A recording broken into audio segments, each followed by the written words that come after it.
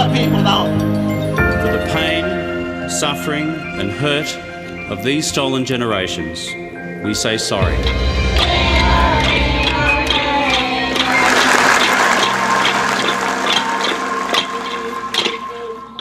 My name is Teela Reid. I am a Wiradjuri and Walwan woman born and raised in Gilgandra, Western New South Wales. I'm currently practicing as a criminal defence lawyer based in Sydney, and I also am doing grassroots activism in relation to the Uluru Statement from the Heart.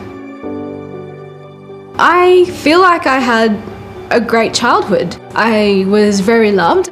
However, one of the things for me growing up was when I walked through the school gates, I felt like it was a very foreign world. It was confusing at times to be this little Aboriginal girl who would go to school and learn these things that the white system told us that we had to learn, and then go home and be told stories around the campfire by my grandfather, who told me about the assimilation eras, about the protection era, and about how my family were forced to grow up living on missions in humpies. It still is, I think, one of those tensions in our community where the education system doesn't necessarily reflect the truth of Australia's history.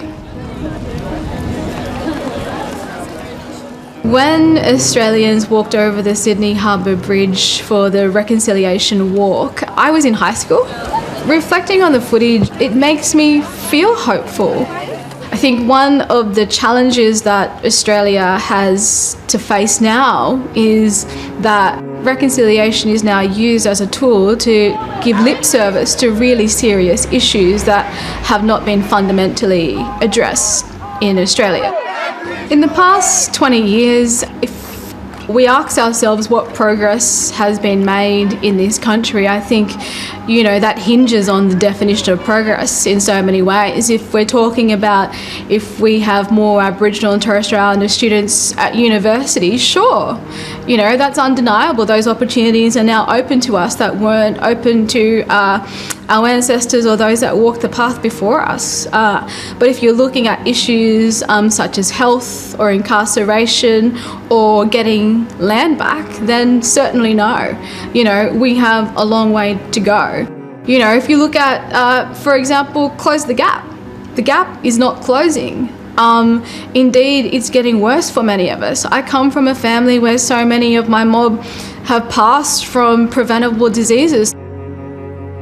If I could say that there were two things that I want to see in 2020, it would be firstly, for the Australians to walk with us to enshrine a First Nations voice in the Constitution and join us in the call to action for a referendum. Why won't you respect our proposal to take it to a referendum and put it to the people like you put the marriage equality to the people? And the second thing would be to enable the Wallama court process that enables elders and old people to come and sit at the table with judges and assist in decision making of defendants in court. My hope is that Australians understand that it is now time to shake the system from its very core, and that's not a bad thing.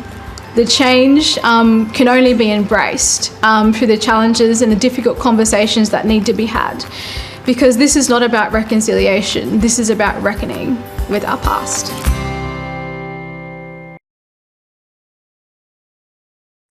Hi, I'm Lee Sales. Thanks for watching this story. If you'd like to watch more of 730's stories, they are on the left of your screen. And tap on the button below to subscribe and get the latest from ABC News.